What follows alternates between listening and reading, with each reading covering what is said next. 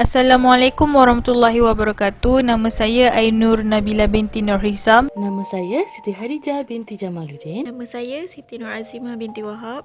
Jadi pada hari ini kumpulan kami akan membentangkan tajuk perkembangan dan semakan kurikulum pendidikan dan kesannya terhadap sistem pendidikan negara bermula dengan KLSM, KLSR sehingga KSSM dan KSSR. Jadi sebelum itu kami ingin mengucapkan terima kasih kepada Ustazah Siti Rafidah binti Dollah Hamdani kerana mengajar subjek ini. Pertama sekali, apakah yang dimaksudkan dengan semakan kurikulum pendidikan ini? Okey, semakan kurikulum pendidikan ini merupakan suatu proses pengkajian, pengubahsuaian, perubahan dan penambahbaikan terhadap kurikulum yang sentiasa berlaku mengikut keperluan serta memenuhi kehendak semasa di dunia pendidikan. Maka semakan kurikulum ini adalah memenuhi dasar baharu di bawah Plan Pembangunan Pendidikan Malaysia PPPPM 2013 sehingga 2025. Selain itu, semakan kurikulum pendidikan ini juga merupakan kurikulum berasaskan standard yang menjadi amalan antarabangsa yang telah diadakan atau dijelmakan dalam KSSR menerusi pengumbalan dokumen standard kurikulum dan pentaksiran iaitu DSKP untuk semua mata pelajaran yang mengandungi standard kandungan, standard pembelajaran dan standard prestasi. Okey, mudah kata semakan kurikulum pendidikan ini adalah untuk kualiti kurikulum yang dilaksanakan di sekolah rendah dan sekolah menengah setanding dengan standard antarabangsa. Jadi, semakan kurikulum pendidikan ini berlaku pada setiap tahun untuk mengenal pasti tahap penguasaan seorang pelajar dalam satu mata pelajaran serta mempertingkatkan lagi pencapaian pelajar pada setiap tahun.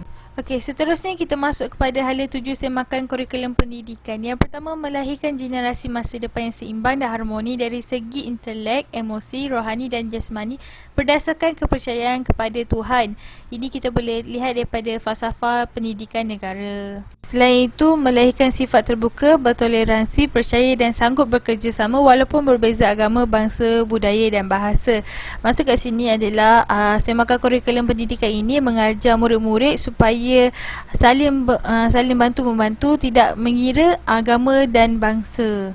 Okey, seterusnya merealisasikan kemakmuran bersama melalui pendidikan. Jadi dalam satu artikel yang mana daripada Tun Dr. Mahathir adalah untuk merealisasikan agenda wawasan, Tun Mahathir menyarankan supaya satu kurikulum pendidikan Islam perlu diadakan yang menekankan penyemaian nilai-nilai kehidupan Islam. Yang mana kita menyatakan bahawa Islam ni bukan sahaja satu agama tetapi ia juga adalah satu cara hidup. Jadi nilai-nilai Islam tu kita dapat terapkan dalam kehidupan kita seharian. Akhir sekali, melahirkan generasi yang mempunyai kemahiran abad ke-21 dan memberi fokus kepada kemahiran berfikir serta kemahiran hidup dan kerjaya yang berteraskan amalan nilai murni.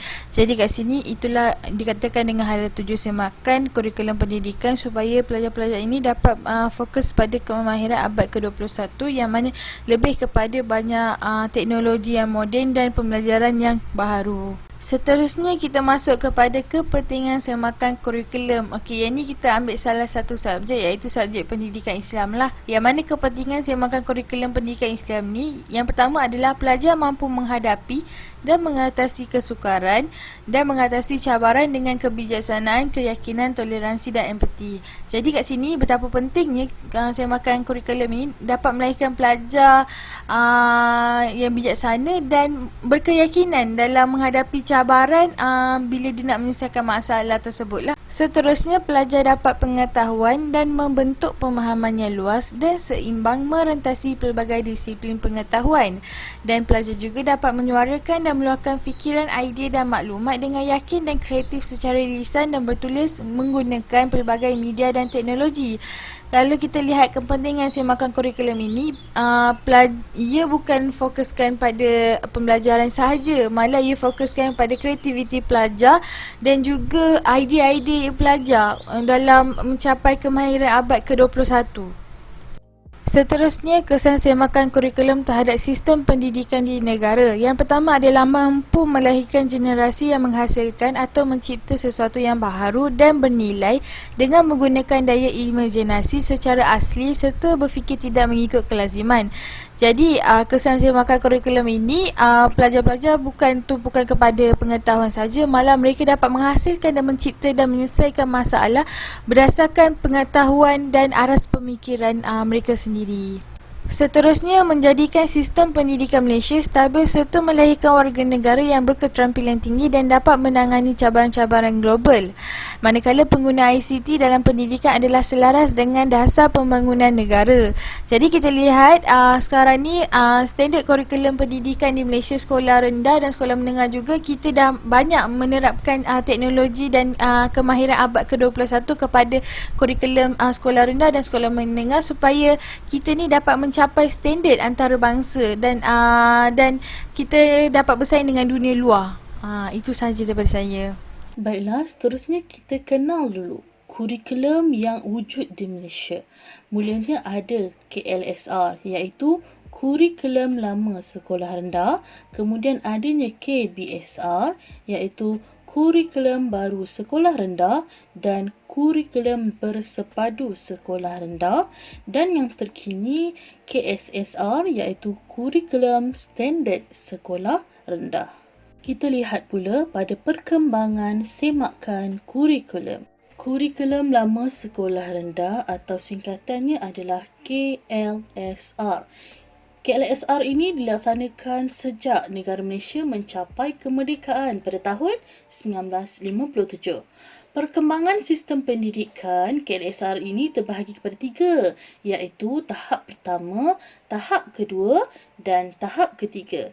Kita lihat dulu pada tahap yang pertama, berlaku pada tahun 1963 sehingga tahun 1965. Pada ketika ini, berlakunya pelaksanaan rancangan sistem pendidikan yang telah dikuatkuasa dalam Akta Pelajaran 1961. Pada tahap kedua yang berlaku pada tahun 1966 sehingga tahun 1970, pelaksanaan rancangan sistem pendidikan di bawah rancangan Malaysia Pertama yang digubal untuk selesaikan masalah ekonomi dan sosial yang timbul pada ketika itu, pada zaman itu. Pelaksanaan ini dilakukan adalah untuk memperkukuhkan sistem pendidikan kebangsaan bagi memupuk perpaduan sosial, kebudayaan dan politik. Seterusnya adalah untuk menyediakan kemudahan pendidikan yang lebih bersistematik dan selesa kepada para pelajar. Dan yang terakhir adalah untuk meningkatkan taraf pendidikan serta melaksanakan pendemokrasian pendidikan tanpa mengira bangsa, kaum maupun agama. Pada tahap yang terakhir, iaitu tahap ketiga, berlaku pada tahun 1971 sehingga 1975. Pada tahap ini berlaku pengubahsuaian sistem pelajaran dan latihan untuk memenuhi keperluan perkembangan ekonomi serta untuk menghasilkan lebih ramai lagi pekerja-pekerja mahir bagi melaksanakan DEB, iaitu Dasar Ekonomi Baru. Sistem pendidikan pada tahap ini dirancang supaya memberi sumbangan penting bagi menggalakkan perpaduan di kalangan rakyat berbilang bangsa. Perubahan-perubahan sistem pendidikan ini adalah akibat daripada apa? Daripada konflik perkauman yang berlaku pada 13 Mei 1969. Pada ketika ini, kerajaan Malaysia terpaksa mengkaji semula matlamat-matlamat pendidikan negara dan seterusnya merancang semua sistem pendidikan yang lebih sesuai dengan harapan boleh menyatupadukan balik rakyat berbilang kaum dan dapat mengelakkan tragedi konflik perkauman itu daripada berulang kembali. Pada ketika ini, pada tahap ini, kerajaan Malaysia terpaksa mengkaji semula matlamat pendidikan negara dan seterusnya merancang sesuatu sistem pendidikan yang sesuai, yang lebih sesuai dengan harapan dapat ataupun boleh menyatupadukan rakyat berbilang kaum dan dapat mengelakkan tragedi konflik perkauman itu daripada berulang kembali. Kurikulum baru sekolah rendah atau singkatannya adalah KBSR. Pada tahun 1982, kurikulum baru sekolah rendah dilaksanakan secara percubaan di 305 buah sekolah seluruh Malaysia. Kemudian pada tahun 1983, pelaksanaan penuh di semua sekolah di Malaysia, iaitu pelaksanaan kurikulum baru sekolah rendah. Kemudian pada tahun 1984, mata pelajaran ataupun subjek amalan perdagangan digantikan dengan kemahiran hidup. Kemudian pada tahun 1988, FPN iaitu Falsafah Pendidikan Negara dinyatakan secara rasmi. Pada tahun 1993, kurikulum baru sekolah rendah ditukar kepada KBSR iaitu kurikulum bersepadu sekolah rendah. Pada ketika ini yang bertukar hanyalah nama. Okey, nama sahaja yang ditukar. Kandungan kurikulum pada ketika itu masih sama. Maksudnya KBSR baru ataupun KBSR bersepadu, kandungan kurikulumnya adalah sama. Okey, pada tahun 1994, alam dan manusia digantikan dengan sains dan kajian tempatan. Ini bermaksud subjek ataupun mata pelajaran alam dan manusia dipecahkan kepada dua, iaitu subjek sains dan subjek kajian tempatan pada zaman KBSR ini. Kemudian pada tanggal 27 Januari 1999, Jemaah Menteri menyarankan KPM iaitu Kementerian Pendidikan Malaysia menyemak semula kurikulum pendidikan Islam dengan memberi penekanan kepada kandungan teks dan kaedah pelaksanaan kurikulum yang lebih berkesan kepada murid-murid. Mulai tahun 2000, kurikulum pendidikan Islam disemak semula dengan beberapa penambahbaikan. Kita tengok nanti ada semakan kurikulum pendidikan Islam pada slide yang seterusnya nanti.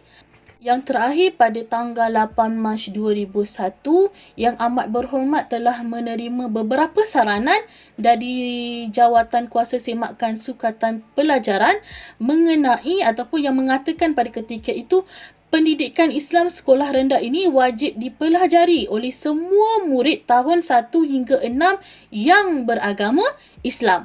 Seterusnya, pendidikan Islam sekolah rendah mestilah memenuhi tuntutan fardu ain. Yang seterusnya, yang ketiga adalah untuk menekankan kemahiran-kemahiran asas yang perlu dikuasai oleh individu Muslim. Okey? Selaras dengan proses perkembangan diri. Ini adalah selaras dengan perkembangan diri, iaitu jasmani, emosi, rohani dan intelek. Ini merangkumi daripada aspek keimanan, kemanusiaan, kemasyarakatan dan kenegaraan. Kita lihat pula pada kurikulum standard sekolah rendah atau singkatannya adalah KSSR. Pada tahun 2011, KSSR ini dilaksanakan secara berperingkat bermula pada murid tahun 1. Okey, kurikulum transformasi sekolah rendah ini digubal berasaskan kepada standard kandungan dan standard pembelajaran. Apa itu standard kandungan dan standard pembelajaran? Standard kandungan adalah penyataan spesifik mengenai perkara murid patut tahu dan boleh lakukan dalam tempoh persekolahan, merangkumi aspek pengetahuan, kemahiran dan nilai. Standard pembelajaran pula adalah untuk menetapkan kriteria ataupun petunjuk kualiti pembelajaran dan pencapaian yang boleh diukur bagi setiap standard kandungan. Contohnya dalam mata pelajaran pendidikan Islam, tajuk adab berjiran. Okey, standard kandungannya adalah memahami dan mengamalkan konsep asas adab berjiran. Di sini kita dapat lihat penyataan dalam standard kandungan ini dinyatakan secara spesifik apa yang perlu pelajar tahu. Okey, seterusnya kita lihat pada standard pembelajaran tajuk adab berjiran. Seterusnya kita lihat standard pembelajaran dalam tajuk berjiran. Tadi kita dah lihat standard kandungan. Standard pembelajaran ni adalah pecahan daripada standard kandungan. Apa yang perlu pelajar tahu dalam standard pembelajaran ialah pertama, pelajar ni ataupun murid dapat menerangkan definisi jiran. Yang kedua, murid dapat melakukan simulasi adab berjiran. Ketiga, murid dapat mengenal pasti hikmah beradab dengan jiran. Yang keempat, murid dapat menganalisis akibat mengabaikan adab berjiran. Dan yang kelima, murid dapat mengamalkan adab berjiran dalam kehidupan seharian. Di sini kita dapat lihat penetapan kriteria ataupun petunjuk kualiti pembelajaran dan pencapaian yang boleh diukur bagi setiap standard kandungan. Standard kandungan dan standard pembelajaran kita boleh dapati di dalam dokumen standard kurikulum pentaksiran atau juga secara ringkasnya dikenali sebagai DSKP. Pada tahun 2016 pula, KSSR disemak semula oleh KPM iaitu Kementerian Pendidikan Malaysia. Ekoran daripada Pelan Induk Pembangunan Pendidikan 2016 hingga 2010 ataupun singkatannya adalah PIPP, okey, yang diisytiharkan oleh mantan Perdana Menteri Malaysia iaitu Tun Abdullah Haji Badawi dalam RMK yang ke-9 iaitu Rancangan Malaysia ke-9. Pada tahun 2016 juga, Datuk Seri Najib telah mengisytiharkan pula sebuah pelan komprehensif yang baru iaitu Pelan Pembangunan Pendidikan Malaysia 2013 sehingga 2015 dalam RMK yang ke-10, Rancangan Malaysia ke-10. Okey, Pelan Pembangunan Pendidikan Malaysia ini juga dikenali sebagai PPPM. Kalau kita nampak lihat ataupun kita selalu research pasal pendidikan, kita tengok PPPM tu adalah Pelan Pembangunan Pendidikan Malaysia. PPPM ini adalah suatu strategi transformasi pendidikan yang agak global dan sedang dilaksanakan melalui KSSR sekarang. Okey, di antara penekanan baru yang diberikan adalah hal yang berkaitan dengan peantarabangsaan sekolah rendah. Baiklah, kita lihat pula secara ringkas perbezaan kurikulum di antara KLSR, KBSR dan KSSR. Pertama, kita lihat dalam aspek reka bentuk kurikulum lama sekolah rendah. Reka bentuk pada zaman ini dia menggalakkan perpaduan dalam kalangan berbilang bangsa. Sebenarnya KLSR ni dia tidak mempunyai reka bentuk tersendiri ataupun reka bentuk tertentu sebab pada ketika itu pengajaran yang pada awalnya disusun secara rawak oleh sekolah dan guru masing-masing. Namun secara asasnya KLSR ni dia telah memberi reka bentuk idea kepada susunan kurikulum baru sekolah rendah. Reka bentuk KBSR iaitu kurikulum baru dan kurikulum bersepadu sekolah rendah dibentuk secara linear yang terdiri daripada bidang komunikasi iaitu seperti ejaan, bacaan, tulisan, karangan, ilmu hisab dan congak. Kemudian reka bentuk dalam bidang manusia dan alam sekitar yang datang daripada ilmu alam. Dan yang terakhir, perkembangan diri individu, okey, seperti latihan jasmani. Seterusnya, reka bentuk kurikulum standard sekolah rendah. Ia berkonsepkan 6 tunjang. Konsep ini bertujuan kepada pembentukan model insan seimbang dari segi jeri, iaitu jasmani, emosi, rohani dan intelek sesuai dengan aspirasi FPN iaitu Falsafah Pendidikan Negara dan Akta Pendidikan pada tahun 1996.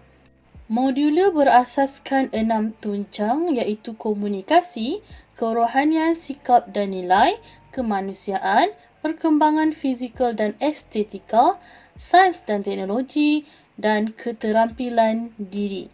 Enam tunjang ini dikenal pasti mewakili bidang ilmu, kemahiran dan nilai yang menjadi asas kepada pembangunan insan yang berfikiran kreatif, kritis dan inovatif.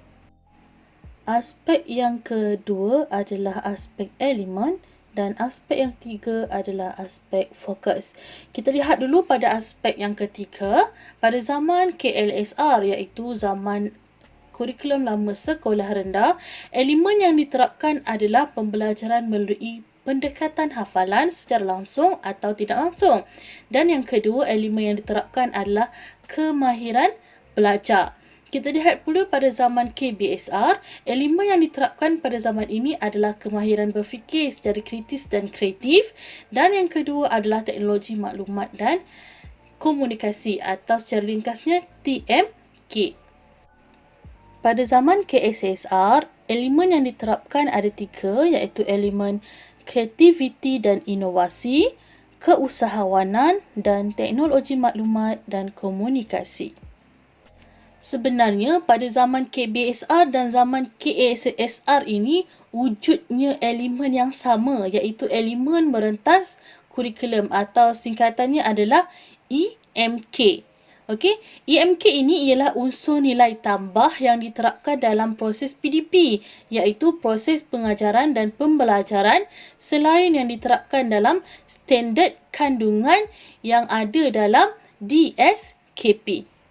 Elemen-elemen yang ada pada zaman KBSR dan KSSR ini diterapkan bertujuan untuk mengukuhkan kemahiran dan keterampilan model insan yang berhasrat supaya dapat menangani cabaran semasa dan cabaran masa hadapan. Elemen merentas kurikulum yang ada pada zaman KBSR adalah seperti bahasa, sains dan teknologi, pendidikan alam sekitar, nilai murni dan patriotisme. Manakala elemen merentas kurikulum yang baru iaitu di pada zaman KSSR seperti kreativiti dan inovasi, keusahawanan serta teknologi maklumat dan komunikasi dikenal pasti sebagai pelengkap kepada usaha untuk memantapkan kualiti pelaksanaan KSSR ini. Guru hendaklah memastikan kesemua EMK diterapkan secara efektif dalam proses PDP demi melahirkan insan yang dihasratkan oleh FPK iaitu Falsafah Pendidikan Kebangsaan. EMK ataupun elemen merentas kurikulum pada zaman KBSR dan KSSR adalah persamaannya dari segi pembangunan insan yang seimbang iaitu berfikiran kritis, kreatif dan inovatif. Kita lihat pula pada aspek yang ketiga iaitu fokus. Lihat pada zaman KLSR di mana fokus KLSR adalah kemahiran asas 3M iaitu membaca, menulis dan mengira. 3M ini dijalankan secara asas pada zaman KLSR. Kemudian kita lihat pada zaman KBSR. Zaman KBSR juga menggunakan ataupun fokus kepada 3M iaitu membaca, menulis dan mengira. Tetapi pada zaman KBSR ini 3M digunakan secara meluas dalam kurikulum pendidikan. Antara perkara yang terkandung dalam kemahiran 3M ini iaitu adalah kemahiran pertuturan, pendengaran, pembacaan, penulisan serta amalan dalam menggunakan 4 operasi matematik iaitu tambah, tolak, darab dan bahagi. Seterusnya pada zaman KSSR, fokus yang diberikan ataupun diterapkan adalah kemahiran asas 4M iaitu membaca, menulis, mengira dan menakul. Ada tambahan menakul daripada beza dari zaman KLSR dan zaman KBSR. Kemahiran menakul adalah keupayaan membuat pertimbangan dan penilaian dengan menggunakan akal ataupun perkara-perkara yang logik. Okey, fokus KSSR ini dia memastikan selepas 6 tahun persekolahan, murid dapat mencapai standard pengetahuan, kemahiran dan nilai yang ditetapkan bagi setiap tahap. Terusnya kita lihat dalam aspek kaedah penilaian dan aspek bahan yang digunakan dalam sistem-sistem KLSR, KBSR dan KSSR. Kita lihat dulu kaedah penilaian dalam sistem KLSR. Dalam sistem KLSR, kaedah penilaian yang digunakan adalah penilaian sumatif yang dinilai secara asas sahaja. Dalam sistem KLSR ini, pentaksiran murid dilakukan dengan ujian darjah 3 iaitu UTD, ujian darjah 3. Dan satu lagi ada ujian penilaian darjah 5 iaitu UPD 5. Tetapi ujian-ujian tersebut telah dimansuhkan dan digantikan dengan ujian penilaian sekolah rendah iaitu UPSR.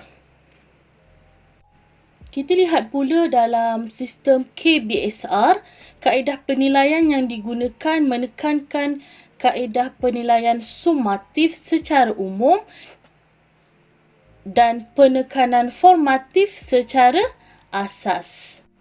Dalam sistem KBSR ini, pentaksirannya adalah melalui UPSR. Penekanan hanya diberikan kepada 3 aras pencapaian murid iaitu baik dan cemerlang.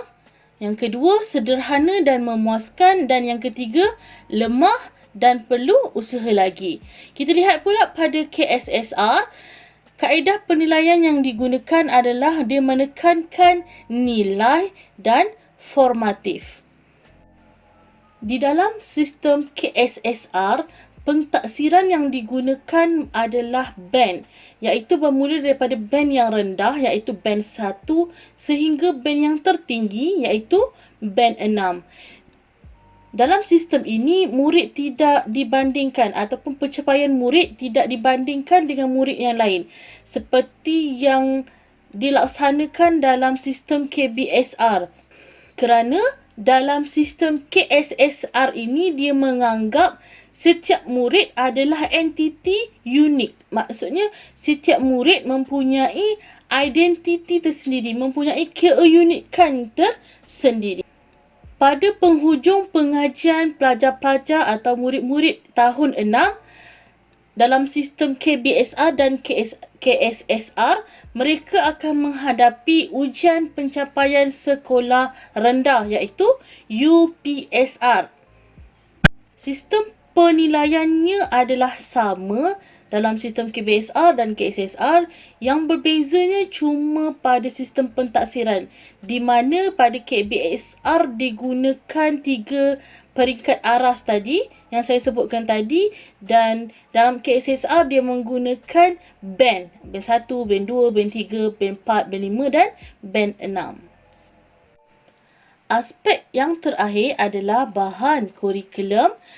Bahan kurikulum yang digunakan dalam sistem KLSR ataupun pada zaman KLSR adalah bahan yang terdapat dalam buku teks sahaja.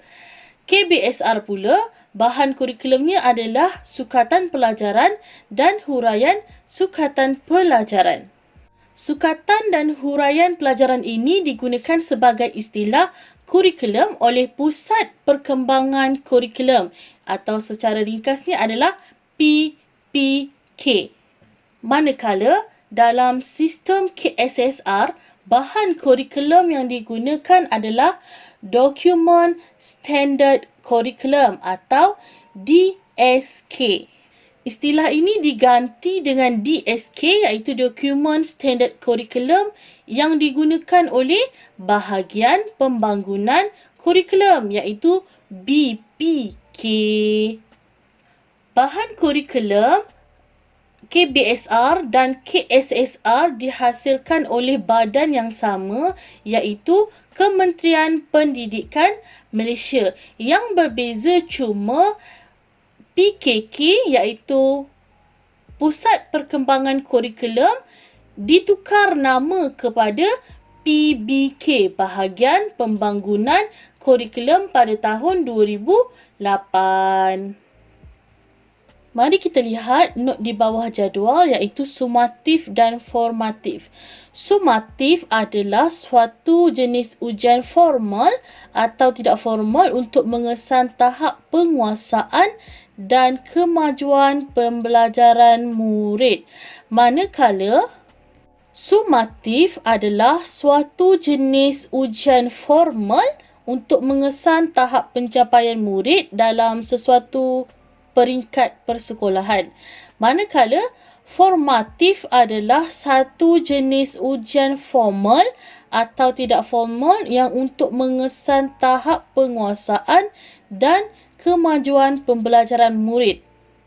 Tujuan penilaian sumatif ini adalah untuk mengesan pencapaian berdasarkan beberapa unit pembelajaran dan pemeringkatan grade murid. Manakala tujuan penilaian formatif adalah untuk mengesan tahap penguasaan dan kemajuan murid untuk membaiki kelemahannya secara semerta. Slide yang seterusnya adalah semakan kurikulum pendidikan Islam. Matlamat kurikulum pendidikan Islam yang dilaksanakan dalam sistem KLSR adalah untuk menumpukan kepada penyampaian ilmu agama semata-mata.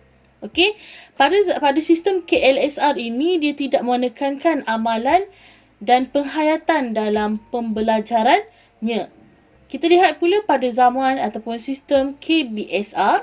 Kita dapat lihat di sini dalam jadual ini, sistem KBSR dan KSSR ada lebih kurang sama. Matlamat KBSR adalah menghasilkan Muslim yang berilmu, beriman, berketerampilan, beramal soleh, beradab dan berakhlak mulia berdasarkan Al-Quran dan Al-Sunnah supaya menjadi hamba dan khalifah Allah yang bertakwa serta menyumbang ke arah mempertingkatkan tamadun bangsa dan negara. Dalam sistem KSSR, dia tambah lagi di bawah tu, serta percaya di dunia dan di akhirat. Sukatan atau kandungan kurikulum pendidikan Islam dalam sistem KLSR, dia hanya menumpukan kepada perkara asas iaitu fiqh, tauhid, sejarah Islam dan pengajaran daripada beberapa ayat Al-Quran dan hadis yang dipilih. Pada sistem KBSR, dia tidak menumpukan kepada kaedah hafalan semata-mata tetapi dia mendidik murid untuk memahami dan menghayati erti tentang hafalan yang dihafal. Okey, pada KBSR ini juga, pada sistem KBSR ini terdapat 4 bidang dalam kurikulum pendidikan Islam iaitu bidang tilawah Al-Quran. Dalam bidang tilawah Al-Quran, murid-murid akan belajar tentang Al-Quran dan hadis. Kemudian yang kedua, bidang ulum syariah. Dalam bidang ini, murid-murid akan diajar berkaitan dengan akidah dan ibadah. Yang ketiga, bidang akhlak Islamiah. Murid-murid akan diajar berkaitan dengan sirah dan adab. Yang keempat adalah bidang jawi. Sukatan atau kandungan kurikulum pendidikan Islam dalam sistem KSSR adalah menggunakan sistem modul. Okey, ada 6 modul iaitu modul Al-Quran, modul hadis, modul akidah, modul ibadah, modul sirah, modul adab dan modul jawi. Dalam modul Al-Quran diberikan tumpuan kepada membaca Al-Quran dengan betul, fasih dan bertajwid, menghafaz dan memahami surah Al-Fatihah dan surah-surah tertentu daripada juz Amma serta menghayati pengajarannya. Kita lihat pula pada modul hadis. Modul hadis memberikan tumpuan kepada memahami maksud hadis secara umum serta menghayati pengajarannya.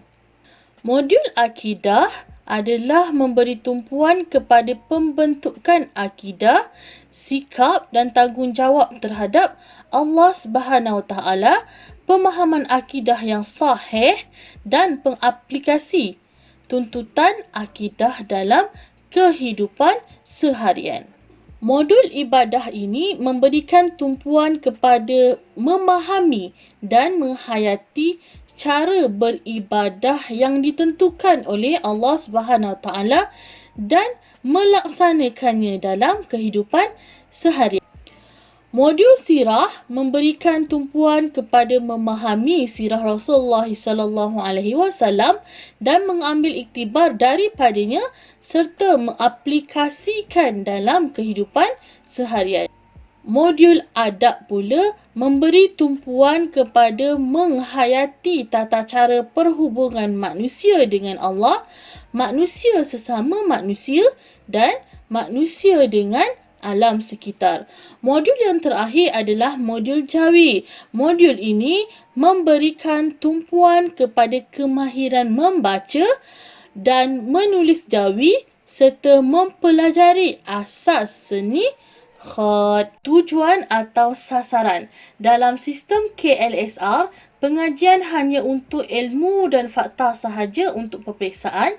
Kemudian pada sistem KBSR, pengajian bertujuan untuk ilmu dan fakta serta mengamalkannya selain untuk peperiksaan. Dan dalam sistem KSSR, pengajian bertujuan untuk pelajar dapat mengamalkannya dalam kehidupan seharian selain untuk peperiksaan. Penilaian dan pengagihan masa. Dalam sistem KLSR, penilaian adalah berpusatkan guru dan bergantung kepada peperiksaan. Pengagihan masa ataupun masa yang diperuntukkan adalah sebanyak 120 minit seminggu, iaitu 2 jam seminggu. Kita lihat pula pada sistem KBSR, penilaian berpusatkan guru dan bergantung kepada amali dalam kelas dan peperiksaan. Di mana dalam sistem kurikulum pada zaman KBSR ini terdapat amali solat dan JKOF. Okey, itulah antara kurikulum pendidikan Islam yang terdapat pada zaman KBSR. Pengagihan masa ataupun masa yang diperuntukkan selama 240 minit seminggu bersamaan 4 jam seminggu.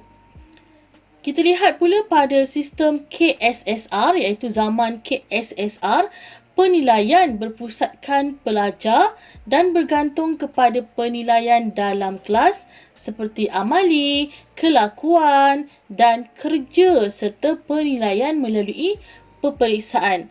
Sebagai contoh, guru perlu mencatat amalan baik pelajar seperti nama pelajar, nombor kad pengenalan pelajar dan amalan baik yang dilakukan oleh pelajar di dalam sistem sasiah diri murid, iaitu SSDM. Sebagai contoh, guru melihat Haziq sedang menyapu kelas. Di situ terdapat amalan baik, maka guru dipertanggungjawabkan untuk mencatat nama Haziq, nombor kad pengenalan Haziq dan amalan baik yang Haziq lakukan di dalam sistem SSDM, iaitu sistem sasiah diri murid. Pengagihan masa atau masa yang diperuntukkan di sekolah kebangsaan selama 180 minit bersamaan 3 jam seminggu dan di sekolah jenis kebangsaan selama 120 minit iaitu 2 jam seminggu. Seperti yang kita tahu, setiap perkara mempunyai kelebihan dan kelemahannya tersendiri. Begitu juga diri kita. Baiklah, sekarang kita tengok kelebihan yang terdapat dalam sistem KLSR, iaitu kurikulum lama sekolah rendah. Antara kelebihannya adalah menjadi asas kepada kurikulum lain seperti KBSR dan KSSR. Yang kedua, menghapuskan buta huruf. Dalam sistem KLSR ini, dia tak nak ada pelajar ataupun murid yang tidak pandai membaca, yang tidak boleh mengenal huruf. Inilah antara kelebihan-kelebihan di dalam sistem KLSR. Seterusnya kita lihat dalam sistem KBSR. Okey. Kelebihan yang terdapat dalam sistem KBSR adalah yang pertama, menggunakan pelbagai pendekatan dan kaedah pengajaran dalam penyampaian ilmu pengetahuan. Yang kedua, tidak menggunakan kaedah hafalan dan hafazan semata-mata, tetapi murid lebih menghayati dan memahami tentang apa yang diajar, apa yang dihafal. Kita lihat pula pada kelebihan dalam sistem KSSR. Kelebihan pertama adalah mengesan perkembangan dan pencapaian murid dalam pembelajaran. Dan yang kedua, pengajian bersertakan amali yang berkesan kerana pembelajaran berpusatkan pelajar. Kita lihat pula pada aspek kelemahan yang terdapat dalam sistem KLSR. Antaranya adalah sukatan pelajaran tidak fleksibel. Ini bermaksud sukatan pelajaran mengandungi butiran yang terlalu banyak. Ini dapat membebankan dan membosankan murid apabila hendak belajar.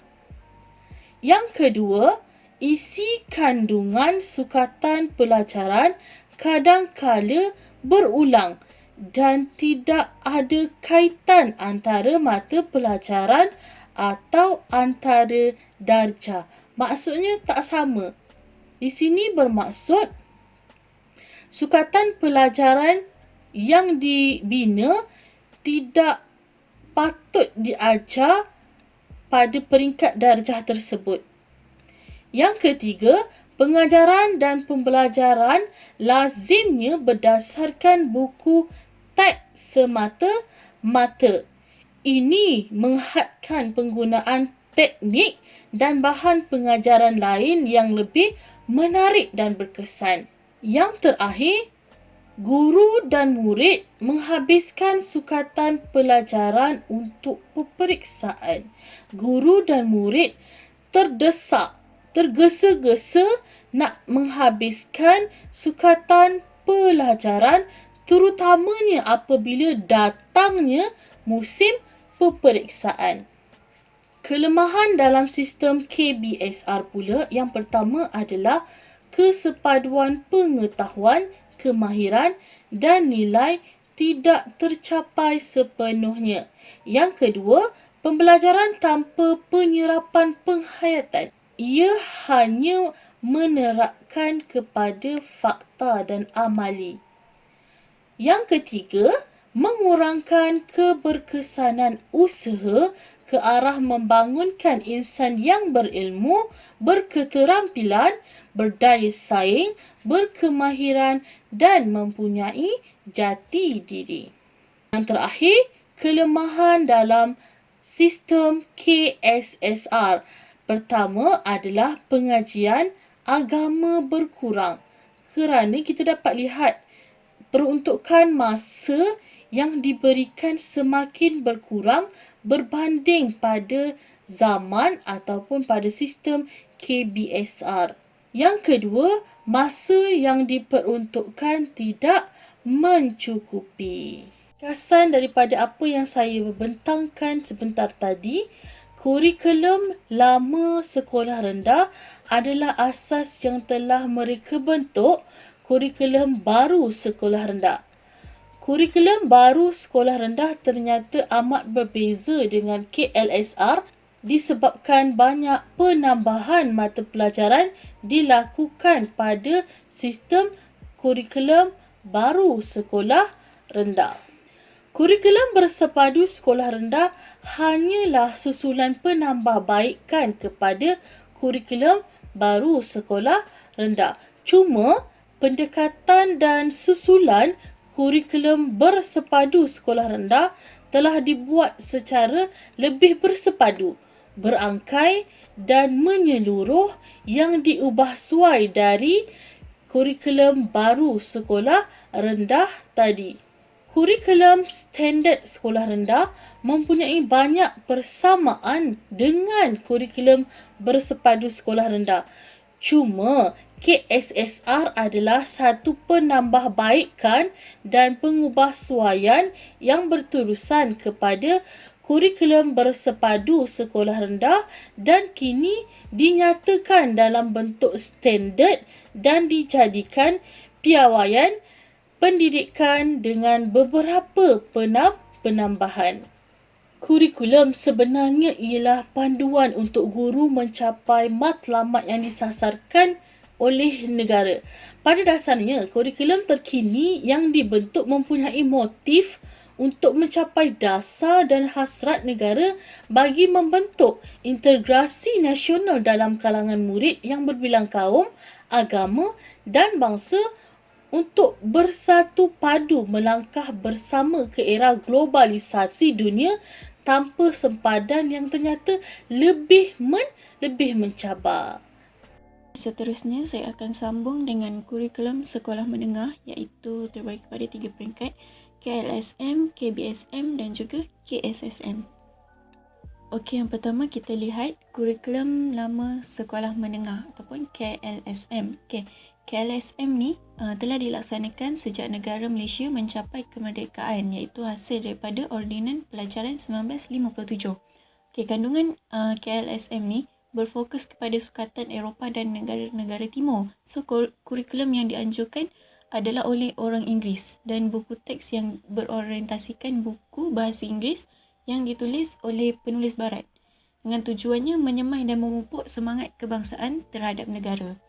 Okey, KLSM yang diasaskan semenjak mencapai kemerdekaan ni, dia ada banyak kekuatan dalam pelaksanaannya. Antaranya adalah kurikulum pendidikan ni lebih memberi tumpuan kepada ilmu pengetahuan dan kurang memberikan penekanan kepada perkembangan watak dan sahsiah pelajar. So, hal ini akan memberikan impak yang positif lah kepada tahap akademik murid, tak kira latar belakang ataupun sahsiah mereka. Okay, selain daripada tu, KLSM ni juga memberikan lebih penumpuan kepada pencapaian dalam peperiksaan bagi setiap pelajar. So, apabila perkara ni dititik beratkan, ianya dapat mengasah kemahiran maupun pengetahuan yang dimiliki oleh pelajar. Okay, di samping itu, kurikulum ni juga menggunakan konsep hafalan secara langsung dan tidak langsung. Okay, dan juga aktiviti yang melibatkan pelajar secara aktif sangatlah terhad kerana penekanan kepada pembelajaran yang tinggi dalam KLSM ni. Okay, dalam masa yang sama, kurikulum ni juga mempunyai kekuatan yang tersendiri iaitu menggunakan kaedah chalk and talk yang berpusatkan kepada guru di dalam kelas sewaktu sesi pembelajaran. Okey, seterusnya kurikulum pendidikan Islam dalam KLSM. Okey, mata pelajaran pendidikan Islam ni mula diajar secara formal di sekolah menengah iaitu pada tahun 1962 yang dibentuk berasaskan keperluan dan juga matlamat untuk memberi pengetahuan mengenai agama Islam kepada pelajar. So, mata pelajaran ni diberi nama mata pelajaran pengetahuan agama Islam dan menumpukan kepada penyampaian ilmu agama melebihi daripada penekanan aspek amalan dan penghayatan dalam pembelajaran. Dimaksudkan kat sini, dia hanya berfokuskan kepada penyampaian ilmu tu sahaja, tapi tidak menekankan kepada amali ataupun amalan dalam sesuatu pembelajaran. Seterusnya kita lihat kelemahan dalam KLSM. Okey, banyak kelemahan sebenarnya yang wujud dalam KLSM ni, iaitu antaranya ialah kurang penekanan nilai-nilai dan kemahiran murid, iaitu hanya memberikan tumpuan kepada ilmu akal dan juga tidak kepada ilmu wahyu. Okey, seterusnya kurikulum pendidikan ni juga kurang memberi tumpuan kepada perkembangan watak dan juga sahsiah murid. Sedangkan perkara inilah yang perlu disulami dalam menimba ilmu pengetahuan. Okey, seterusnya kandungan pembelajaran yang terdapat dalam kurikulum pendidikan ini terlalu memberatkan ilmu pengetahuan yang ingin dituntut itulah khususnya kepada dikhususkan kepada pelaksanaan peperiksaan yang dijalankan ketika itu dan memberi fokus kepada peperiksaan sahaja. Okey, seterusnya dalam KLSM ni juga kurang memberi tumpuan kepada kemahiran dan juga pengajaran yang majoritinya tertumpu kepada hafalan. Okay. Hal ini menyebabkan pemikiran kreatif tu menjadi cetek dan tidak berinovasi. Okay. Pendidikan ini agak menyimpang daripada dasar bagi melahirkan rakyat yang beridentiti kebangsaan dengan mengamalkan jati diri yang mantap dan juga agung, sebab dia hanya berfokuskan kepada peperiksaan, kepada ilmu pengetahuan, tapi tidak kepada penghayatan tu lah. Dia tidak membuat amali ataupun dia tidak menjalankan apa yang dipelajari tu dalam kehidupan seharian. Okey, peringkat seterusnya adalah KBSM, iaitu Kurikulum Bersepadu Sekolah Menengah. Okey, KBSM ni ditubuhkan pada tahun 1989, iaitu berdasarkan laporan Jawatankuasa Kabinet 1979. Okey, KBSM ni tertumpu kepada penyelesaian masalah, pemikiran kreatif dan juga kritis. Okey, KBSM memberi penekanan kepada perkembangan potensi individu secara menyeluruh, seimbang dan juga bersepadu. Oleh itu, kandungan kurikulum KBSM ni merangkumi pengetahuan, kemahiran, kefahaman dan amalan nilai-nilai kerohanian, kemanusiaan, kemasyarakatan serta kewarganegaraan sebagai asas untuk pendidikan seumur hidup. Okay, konsep bersepadu dalam KBSM membawa maksud bahawa penguasaan ilmu pengetahuan, kemahiran, bahasa dan pemupukan nilai-nilai murni dilakukan secara integrasi dan juga menyeluruh. Okay, tujuannya kat sini adalah pelaksanaan kurikulum ni membolehkan pelajar-pelajar menguasai kemahiran-kemahiran berinteraksi dalam situasi kehidupan mereka serta dapat memperkembangkan lagi pemikiran dan juga penakulan.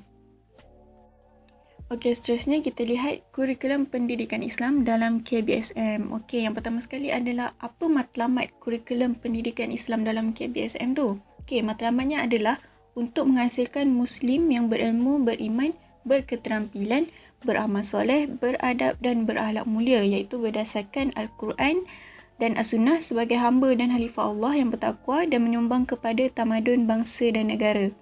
Okey, bagi mencapai matlamat ni, mata pelajaran pendidikan Islam telah diletakkan dalam kumpulan mata pelajaran teras yang wajib dipelajari oleh semua pelajar, iaitu pelajar yang beragama Islam di peringkat menengah rendah dan atas bagi sekolah harian biasa. Okey.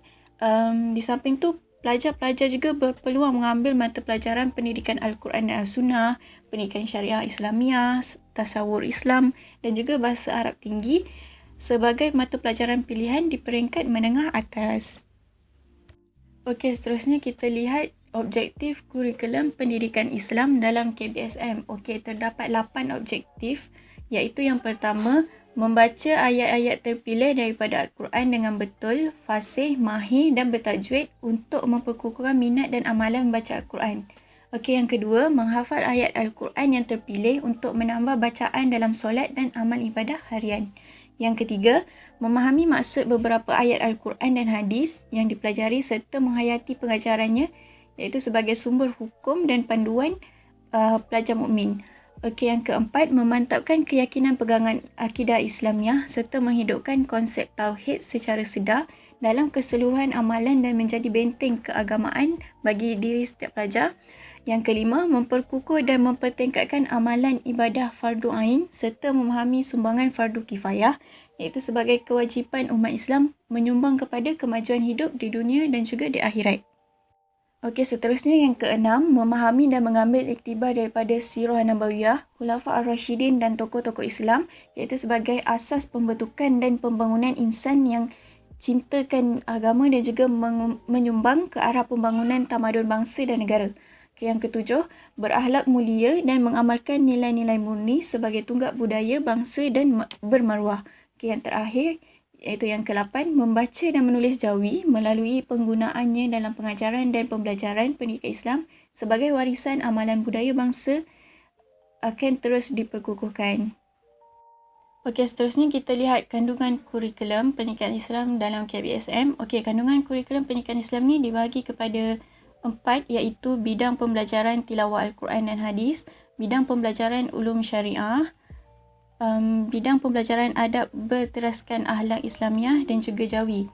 Okey, kita lihat yang pertama, iaitu tilawah Al-Quran dan hadis. membaca ayat-ayat Al-Quran mengikut hukum-hukum tajwid yang betul dan fasih. Terus seterusnya dalam ini juga boleh menghafal ayat-ayat Al-Quran yang terpilih mengikut hukum-hukum tajwid yang betul dan fasih. Seterusnya memahami pengertian dan hikmah ayat tertentu dan juga hadis-hadis pilihan. Okay, yang terakhir sekali, memahami serta menghayati pengajaran Al-Quran dan hadis sebagai sumber hukum. Okey, yang kedua iaitu bidang pembelajaran ulum syariah. Okey, dalam bidang pembelajaran ulum syariah ni, pemantapan akidah menerusi penugahan iman, pemupukan sikap, tanggungjawab pelajar dan juga sebagai manusia yang sedar dan insaf akan kedudukannya terhadap Allah. Okey, terhadap diri sendiri, alam sekitar, masyarakat dan juga negara. Okey, dalam bidang pembelajaran ulum syariah ni juga, penghayatan ibadah menerusi pengetahuan dan pemahaman tentang peraturan dan disiplin ibadah yang telah ditentukan oleh Allah serta kita untuk melakukannya. Seterusnya, dalam ini juga memahami peranan fardu ain dan fardu kifayah sebagai ibadah yang diperlukan untuk pembangunan diri dan negara ke arah kesejahteraan hidup di dunia dan di akhirat. Seterusnya, yang ketiga, bidang pembelajaran adab berteraskan akhlak Islamiah. Okey, bidang pembelajaran adab berteraskan akhlak Islamiah ni diajar khusus dalam bidang akhlak Islamiah. Okey, adab yang telah diperolehi dan diamalkan di peringkat sekolah rendah, dia akan dipertingkatkan lagi di sekolah menengah. Adab ni berdasarkan cara hidup Muslim dalam hubungannya dengan Allah, diri sendiri, keluarga, alam sekitar, masyarakat dan juga negara. Okey, kandungan kurikulum ni digubal untuk memenuhi keperluan setiap Muslim dari segi fardu kifayah bagi mencapai kebahagiaan dunia dan juga akhirat. Okey, yang terakhir adalah jawi. Okey, jawi ni digunakan dalam mata pelajaran pendidikan Islam, iaitu tak ada sukatan disediakan untuk mengajarkan tulisan jawi, tapi kebolehan kemahiran jawi pelajar akan diuji dalam peperiksaan pendidikan pendidikan Islam Sijil Pelajaran Malaysia. Okey, dalam SPM lah. Okey, dia untuk memastikan pelajar dapat menggunakan tulisan jawi dengan baik dalam subjek pendidikan Islam. Okey, seterusnya kita lihat peruntukan masa bagi kurikulum pendidikan Islam dalam KBSM. Okey, peruntukan waktu pendidikan Islam ni sebanyak 6 waktu pada peringkat sekolah menengah rendah, iaitu 3 jam tambah dengan 1 jam dan juga 2 jam. Okey, dan juga 4 waktu di peringkat sekolah menengah atas. Okey, peruntukan waktu amal solat ni diisi dengan solat berjemaah, tazkirah dan juga berkaitan dengan kehendak sukatan pelajaran. Okey, kadang-kadang pelajar tu diajar cara-cara untuk menjadi imam, cara-cara untuk solat berjemaah secara amali, iaitu mereka akan melakukan solat jemaah tu bersama rakan-rakan di sekolah. Okey, manakala peruntukan 2 waktu tambahan perlu digunakan untuk aktiviti-aktiviti memperkukuhkan penyampaian objektif dalam kurikulum pendidikan Islam ni lah. Okey, seterusnya kita lihat kelebihan kurikulum pendidikan Islam dalam KBSM. Kita dapat 6 kelebihannya, iaitu yang pertama, berpusatkan pelajar. Okey, berpusatkan pelajar ni maksudnya menggalakkan pelajar tu bertanggungjawab dan melibatkan diri bagi membantu mereka belajar bagaimana untuk belajar. Maksudnya guru ni hanya bertindak sebagai facilitator, tapi murid terlibat secara aktif dalam proses PDP itulah. Okay, yang kedua, pengajian yang menyeluruh. Di sini maksudnya dia menyeluruh dari segi kehidupan seorang insan tu. Maksudnya dari aspek pembacaan Al-Quran, akidah, ibadah dan sebagainya. Okay, yang ketiga, mempunyai pertalian rapat dengan kehidupan seharian. Okay, sebagai contoh, dalam mata pelajaran adab dan akhlak, kita dalam kehidupan seharian ni kita ada peraturan, walaupun dengan ibu bapa kita ada adab-adab yang perlu kita pelajari. Di situ dalam KBSM ni diajar segala adab, sama ada dengan manusia, alam sekitar ataupun dengan haiwan. Yang keempat, menyemat nilai-nilai moral. Yang kelima, melahirkan individu yang seimbang dari pelbagai sudut. Maksudnya seimbang dari segi jasmani, emosi, rohani, intelek dan sebagainya. Okay, yang terakhir sekali, bersifat pendidikan umum. Okey, seterusnya kita lihat kelemahan kurikulum pendidikan Islam dalam KPSM. Okey, kelemahan ni hampir sama dengan kelemahan KPSR, iaitu yang pertama, pembelajaran hanya untuk peperiksaan semata-mata, iaitu guru mengajar satu pelajaran ni hanya untuk murid tu lulus dalam peperiksaan. Okay, yang kedua, sukatan yang banyak, iaitu terlalu banyak kandungan mata pelajaran yang perlu diajar dan pelajar perlu belajar dalam tempoh masa yang singkat. Okay, yang ketiga, masa yang suntuk, iaitu 180 minit seminggu. Okay, tadi sukatan yang terlalu banyak, so masa akan jadi suntuk bila terlalu banyak isi pelajaran yang hendak diajar. Okay, yang keempat, guru dipaksa menghabiskan sukatan sebelum peperiksaan. Okay, bila sukatan yang kandungan pelajaran yang dah terlalu banyak, lepas tu masa yang suntuk, lepas guru pula dipaksa untuk menghabiskan sukatan tu sebelum peperiksaan. So di situ dia jadi satu kelemahan lah dalam pendidikan Islam dalam KBSM ni. Okay, yang terakhir sekali, pembelajaran tanpa penyerapan penghayatan. Dia hanya belajar seperti yang kelemahan tadi, iaitu pembelajaran hanya untuk peperiksaan semata-mata. So ini adalah antara kelemahan kurikulum pendidikan Islam dalam KBSM. Seterusnya kita lihat kurikulum standard sekolah menengah ataupun KSSM. Okey, KSSM ni dilaksanakan secara berperingkat-peringkat mulai tahun 2017, iaitu yang menggantikan KBSM, kurikulum bersepadu sekolah menengah. Okey, KSSM digubal bagi memenuhi keperluan dasar baharu di bawah Pelan Pembangunan Pendidikan Malaysia ataupun PPPM bagi tahun 2013 hingga 2025 yang mahu meningkatkan standard kandungan dan standard pembelajaran supaya setanding dengan standard antarabangsa. Okay, seterusnya, kemahiran abad 21 dan kemahiran berfikir aras tinggi menjadi elemen utama untuk mengangkat KSSM setanding dengan standard antarabangsa. Okay, so standard kandungan dan standard pembelajaran turut disulam dengan standard prestasi ataupun kriteria pencapaian untuk mengukur tahap penguasaan atau keterampilan seseorang pelajar. Okay, seterusnya, KSSM ni dilaksanakan di sekolah menengah menggunakan dokumen standard kurikulum dan pentaksiran ataupun DSKP yang digubal berlandaskan kerangka KSSM. Okay, seterusnya, KSSM dibina berasaskan 6 tunjang, iaitu komunikasi, kerohanian, sikap dan nilai, kemanusiaan, keterampilan diri, perkembangan fizikal dan estetika, serta sains dan teknologi. Kita lihat satu persatu, iaitu yang pertama, sains dan teknologi. Okey, penguasaan ilmu sains, matematik dan teknologi serta pengaplikasian pengetahuan dan kemahiran sains, matematik dan teknologi secara bertanggungjawab dalam kehidupan harian berlandaskan sikap dan nilai dalam sains, matematik dan teknologi. Okey, seterusnya, perkembangan fizikal dan estetika. Okey, dalam perkembangan fizikal dan estetika ni, pengaplikasian pengetahuan, kemahiran serta amalan nilai dalam jasmani dan kesihatan bagi mencapai kesejahteraan diri. Seterusnya, pengaplikasian daya imajinasi, bakat, apresiasi, kreativiti dan inovasi dalam menzahirkan idea dan menghasilkan karya. Okay, yang ketiga, keterampilan diri. Okay, dalam keterampilan diri ni, dia akan memupuk kepimpinan dan sahsiah diri melalui aktiviti kurikulum dan co-kurikulum serta penghayatan nilai positif, iaitu harga diri dan keyakinan diri. Seterusnya, penonjolan potensi, kemahiran yang ada pada diri dan daya kreatif. Akhir sekali, membina perhubungan yang bermakna dengan individu dan juga masyarakat. Okey, seterusnya yang keempat, kemanusiaan. Okey, dalam kemanusiaan ni, pembinaan warga negara untuk abad ke-21 dan penguasaan ilmu serta pengetahuan dalam mengkonsep.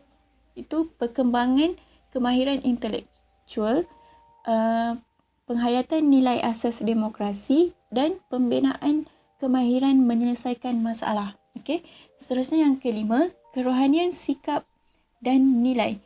Okey, penghayatan amalan agama, sikap dan nilai murni dalam kehidupan diterapkan dalam kerangka ni. Seterusnya, meningkatkan kepatuhan kepada Tuhan secara berterusan dalam kehidupan seharian. Dan terakhir, pembentukan insan berakhlak mulia, berintegrasi dan accountability. Okay, yang terakhir iaitu komunikasi. Okay, penguasaan kemahiran berbahasa secara lisan dan bukan lisan semasa berinteraksi dalam kehidupan seharian melengkapkan diri seseorang pelajar tu ke alam kerjaya. Okey, seterusnya kita lihat matlamat dalam KSSM. Okey, matlamat KSSM Pendidikan Islam adalah untuk membina dan membentuk hamba dan juga khalifah Allah yang berilmu, beriman, bertakwa, beramal soleh, berakhlak mulia dan berketerampilan berdasarkan Al-Quran dan juga As-Sunnah, serta boleh menyumbang ke arah mempertingkatkan tamadun bangsa dan negara serta kesejahteraan alam demi mencapai kesejahteraan dunia dan juga akhirat. Okey, seterusnya kita lihat objektif KSSM, iaitu KSSM Pendidikan Islam bertujuan membolehkan murid mencapai objektif-objektif berikut, iaitu terdapat 12 objektif. Itu yang pertama, membaca ayat pilihan daripada Al-Quran dengan betul, lancar, bertajwid dan fasih. Yang kedua, melazimi bacaan Al-Quran dalam kehidupan. Yang ketiga, menghafaz ayat pilihan daripada Al-Quran dengan betul, lancar, bertajwid dan fasih. Yang keempat, mengamalkan bacaan ayat hafazan pilihan dalam solat dan amalan kehidupan. Yang kelima, merumus kefahaman ayat Al-Quran pilihan dan mengamalkannya. Seterusnya yang keenam, membaca hadis pilihan dengan betul. Dan yang ketujuh, merumus kefahaman hadis pilihan dan mengamalkannya. Yang ke-8, merumus kefahaman akidah Islamiah dan meyakini sebagai pegangan dan tunjang dalam kehidupan. Yang ke-9, merumus kefahaman ilmu fiqah dan mengamalkannya serta menghayatinya dalam kehidupan. Yang ke-10, merumus kefahaman sirah Nabi Muhammad SAW, sejarah tokoh-tokoh dan tamadun Islam serta mengambil iktibar daripadanya. Yang ke-11, merumus kefahaman akhlak Islamiah dan mengamalkan serta menghayatinya dalam kehidupan. Dan yang terakhir sekali, iaitu yang ke-12, membaca dan menulis Jawi untuk melestarikan tulisan Jawi sebagai warisan budaya. Okey, seterusnya KSSM mempunyai fokus kepada beberapa aspek, iaitu yang pertama, aspek ilmu. Ilmu ni bermaksud isi kandungan atau fakta ilmu yang ditentukan di dalam standard kandungan dan standard pembelajaran. Contohnya dalam tajuk solat, mengandungi fakta tentang hukum solat, syarat wajib, syarat sah, rukun solat dan sebagainya. So, isi kandungan atau fakta tersebut disampaikan secara teori kepada murid. Okey, yang kedua, aspek amali. Amali bermaksud melaksanakan secara amali teori-teori yang dipelajari. Contohnya, setelah murid diajar secara teori tentang sujud, iaitu meletakkan dahi, 2 tapak tangan, 2 lutut dan 2 hujung kaki ke lantai, murid diminta melaksanakan sujud secara amali. So, amali adalah sangat penting dilaksanakan bagi memastikan kefahaman yang betul tentang sesuatu teori. Guru juga perlu membetulkan sekiranya mendapati ada kesilapan semasa murid melakukan amali tersebut. Okey, seterusnya yang ketiga iaitu amalan. Amalan di sini bermaksud mengamalkan ilmu yang dipelajari dalam kehidupan harian. Contohnya, setelah mempelajari tentang teori solat dan melaksanakan solat secara amali, murid hendaklah dibimbing agar mengamalkan solat dalam kehidupan harian. So, murid perlu sentiasa diingatkan agar mendirikan solat walau apa keadaan sekalipun. Guru perlu menyediakan senarai semak bagi memantau sejauh mana murid melaksanakan solat setiap hari. Okey, seterusnya yang keempat, penghayatan. Penghayatan bermaksud menghayati kesan dan pengajaran dari amalan-amalan yang dilaksanakan. Contohnya, matlamat pensyariatan solat ialah bagi mencegah daripada melakukan perkara keji dan mungkar. Oleh itu, murid perlu diingatkan agar sentiasa menjauhi perkara keji dan mungkar kerana mereka telah melaksanakan solat. Okey, baiklah, yang terakhir sekali, iaitu yang kelima, pembudayaan. Pembudayaan bermaksud menjadikan amalan-amalan baik yang diamalkan secara individu sebagai amalan yang dilaksanakan secara berjemaah atau beramai-ramai. Sebagai contoh, amalan melaksanakan solat dijadikan amalan semua warga sekolah. Akhirnya akan wujud budaya solat berjemaah di sekolah. Okey, akhir sekali kita lihat strategi pengajaran dan pembelajaran dalam KSSM. Okey, KSSM Pendidikan Islam menekankan penggunaan pelbagai strategi PDP digunakan untuk menyampaikan ilmu kepada murid. So, keberkesanan PDP bergantung kepada kreativiti guru merancang, mengolah dan melaksanakan pendekatan, kaedah serta teknik secara bersepadu dan sistematik. Okey, ada beberapa strategi pengajaran dan pembelajaran dalam KSSM, iaitu yang pertama, pembelajaran berpusatkan murid. Strategi PDP dalam mata pelajaran pendidikan Islam haruslah berpusatkan murid bagi membolehkan mereka berinteraksi dan menguasai kemahiran belajar melalui pengalaman sendiri. Seterusnya, yang kedua, pembelajaran berasaskan projek. Murid menggunakan maklumat lama dan baharu untuk menghasilkan sesuatu yang nyata. Kaedah ini melibatkan murid-murid mengkaji sesuatu isu, menyiasat dan mempersembahkan dapatannya. Hal ini juga dapat membantu guru menilai perkembangan atau kualiti pembelajaran murid dan murid lebih bermotivasi kerana dapat menghasilkan sesuatu produk. Yang ketiga, pembelajaran kontekstual. Pembelajaran kontekstual adalah kaedah pembelajaran yang mengaitkan isi pelajaran dengan pengalaman harian individu, masyarakat dan persekitaran. So, kaedah ini menyediakan pembelajaran secara konkret yang melibatkan aktiviti hands-on dan mind-on. Okay. Seterusnya, pembelajaran mastery. Pembelajaran ini memastikan semua murid menguasai hasil pembelajaran dalam sesuatu unit sebelum berpindah ke unit pembelajaran yang lain. So, pembelajaran ini dipecahkan kepada beberapa unit kecil untuk mudah dikuasai. Murid mesti menguasai 80% aras mastery sebelum berpindah ke unit pembelajaran yang lain. Seterusnya, pembelajaran luar bilik darjah. Aktiviti kurikulum yang dilaksanakan di luar bilik darjah secara terancang dan berstruktur serta berpusatkan murid. Kaedah ini dapat mengukuhkan pemahaman murid terhadap konsep yang dipelajari semasa di dalam bilik darjah, memberi pengalaman pembelajaran dalam situasi yang sebenar dan mengembangkan kemahiran sosial dan kerja berpasukan. Okey, seterusnya, pembelajaran konstruktivisme. Konstruktivisme ialah suatu kaedah pembelajaran yang menggalakkan murid membina sendiri pengetahuan atau konsep secara aktif berdasarkan pengetahuan dan pengalaman sedia ada. Okey, dalam proses ni, murid akan menyesuaikan ilmu pengetahuan yang diterima dengan pengetahuan sedia ada untuk membina pengetahuan baharu. Okay, seterusnya, pembelajaran berasaskan inquiry. Kemahiran inquiry merupakan kaedah pengajaran dan pembelajaran yang berpusatkan murid. Murid berperanan merancang dan menjalankan aktiviti pembelajaran. Mereka melibatkan diri secara aktif untuk mencari dan mengumpul maklumat melalui pelbagai aktiviti seperti memerhati, mendengar, menyoal, berbincang, membuat rujukan dan mengkaji siasat. Aktiviti ini boleh dijalankan secara berasingan atau digabungkan dalam pelbagai teknik pembelajaran seperti kerja projek, simulasi, lawatan, main peranan dan juga kuis. Okey, yang terakhir sekali, talaki dan musyafahah. Kaedah talaki dan musyafahah dilaksanakan secara cara guru berhadapan dengan murid atau bersemuka. Guru akan memperdengarkan bacaan ayat Al-Quran sebagai bacaan contoh dan meminta murid mendengarkannya dan memerhati pergerakan bibir dengan teliti.